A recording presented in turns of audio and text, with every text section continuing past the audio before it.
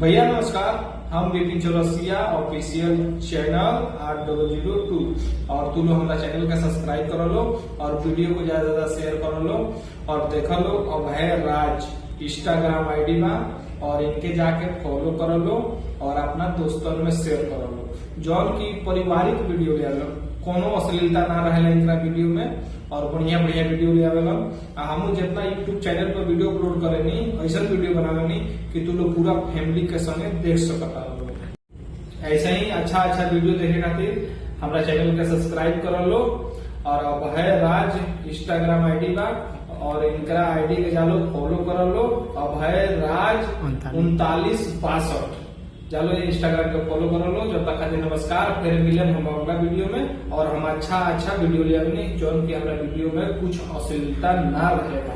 हमेशा हम अच्छा वीडियो ले आवे और हमारा यूट्यूब चैनल पर बढ़ा लो, सब्सक्राइब कर लो, फेसबुक पर बढ़ा लो तो फॉलो कर लो, इंस्टाग्राम पर बढ़ा लो तो फॉलो कर लो और हमेशा हम अच्छा वीडियो ले आवे कि जौन की तू लोग पूरा फैमिली के संग बैठ के देख सकता हो।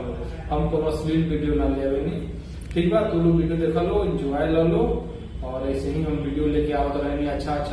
अभय राज 3962 जानो, देख लो, फॉलो कर लो और देख लो ये वीडियो कितना बढ़िया बावे। जब तक खातिर नमस्कार। भैया नमस्कार, हम विपिन चौरसिया ऑफिशियल चैनल 8002 और तू लोग हमारा चैनल का सब्सक्राइब कर लो और वीडियो को ज्यादा ज्यादा शेयर कर लो और देख लो। अभय राज इंस्टाग्राम आईडी में और इनके जाके फॉलो कर लो और अपना दोस्तन में शेयर कर लो। जौन की पारिवारिक वीडियो ले आवे, कोनो अश्लीलता ना रहे इनका वीडियो में और बढ़िया बढ़िया वीडियो ले आवेला।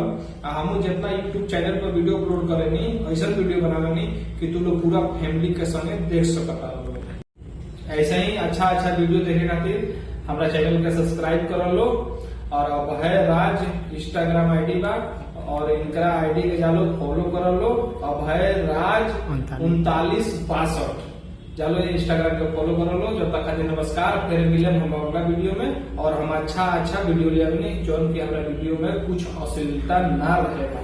हमेशा हम अच्छा वीडियो ले आवे और हमारा यूट्यूब चैनल पर बढ़ा लो, सब्सक्राइब कर लो, फेसबुक पर बढ़ा लो तो फॉलो कर लो, इंस्टाग्राम पर बढ़ा लो तो फॉलो कर लो और हमेशा हम अच्छा वीडियो ले आवे कि जौन की तू लोग पूरा फैमिली के संग बैठ के देख सकता हो।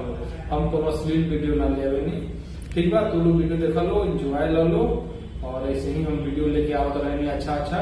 अभय राज 3962 जानो, देख लो, फॉलो कर लो और देख लो ये वीडियो कितना बढ़िया बावे। जब तक खातिर नमस्कार।